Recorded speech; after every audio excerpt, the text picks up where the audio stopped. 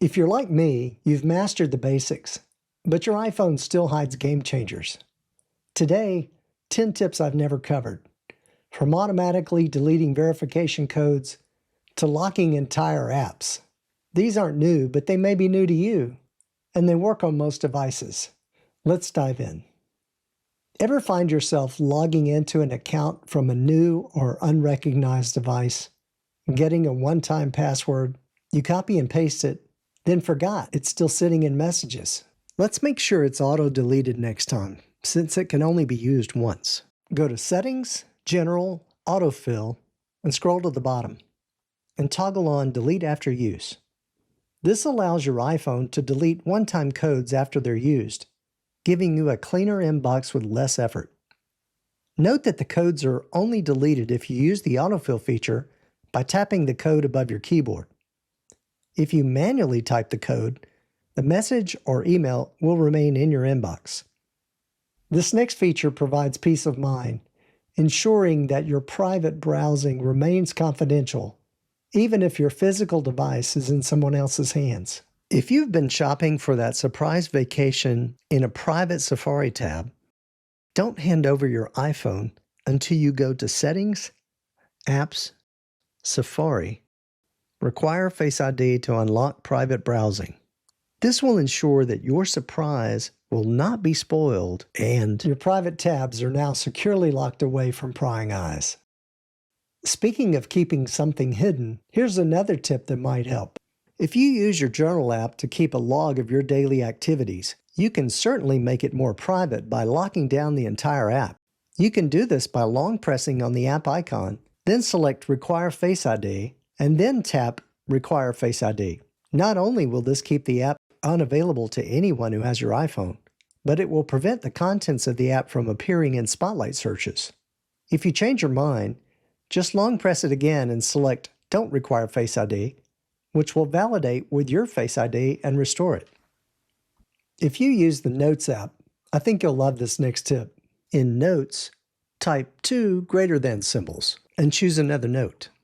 You've just created a bidirectional link, or simply a clickable link that will take you from one note to another. This can be very helpful when referring to other notes without having to go and search for that particular note. Open any note in the Apple Notes app. Type 2 greater than symbols anywhere in the body of the note. A pop-up menu will instantly appear showing your most recently edited notes. If you don't see the one you want, keep typing the first few letters of that note's title to filter the list. Once selected, the title of that note becomes a clickable link. If you change the title of that linked note later, the link in your current note will automatically update to reflect the new name. In the comments below, place the word Notes if you've already been using this one. Someone emailed me asking me what app do I use to zip files. It's already built in on your iPhone. Let me show you. Just open the Files app, tap the ellipsis at the top, select the file or files you want to zip, tap the ellipsis, select Compress, and there it is. No third-party app needed. If these tips are helping you, click that subscribe button. It's free to do. This next tip makes yelling for Siri completely unnecessary. The idea behind vocal shortcuts is simple. It's a direct way to ask your iPhone to do something or to take an action without the concern that Siri understood what you were trying to say. Just say the word or phrase and it works. If you've ever had Siri struggle with your voice, accent, or speech pattern, this feature can be a game changer.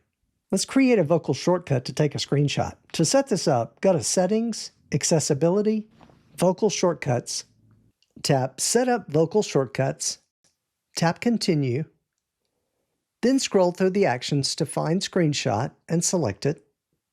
Now let's name the shortcut Take Screenshot. Now speak the phrase Take Screenshot 3 times when prompted by your iPhone so that it learns your vocalization. Now let's click Continue and test it by saying Take Screenshot. And there it is.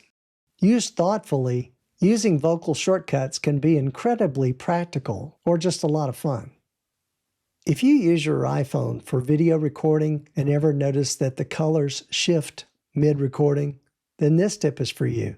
Go to Settings, Camera, Record Video, scroll to the bottom, toggle on Lock White Balance. Now your footage stays consistent. You get better results in mixed or changing light scenes, especially with artificial and natural light combined, which often confuses auto white balance. Locking it after you frame your shot in the dominant light source preserves the intended look and preserves your intentional color tones. So if you film anything on iPhone, save this one. Here are a couple of quick tips if you like to take panoramic pictures. Did you know that when taking a panoramic photo, if you prefer to take a panoramic shot from the right to the left instead of the default left to right, just click the arrow. Also, regardless of which direction you're going, instead of clicking the shutter button to stop it, you can simply reverse directions and it will stop for you. With this next tip, if your iPhone is on vibrate, you can know who's calling you without even looking. Open a contact that you want to set up a custom vibration for, tap Edit, Ringtone, tap Haptics, and create a new vibration. Tap the screen to create your rhythm. A short tap creates a quick pulse. A long press creates a sustained vibration. Tap Stop when finished. Then tap Save in the top right. Give your haptic a name and tap Save again. Now go back to the previous screen, tap the blue check mark at the top right. Now when your friend calls, you will instantly recognize that custom vibration. Finally, this example demonstrates lessons in grammar. Select the text in a message you've just written. Now select Proofread, which is part of Writing Tools. And as you cycle through each error via the arrows at the bottom, it will explain the reason for the grammar changes. Proofread doesn't do a rewrite, it simply gives you a reason for the change.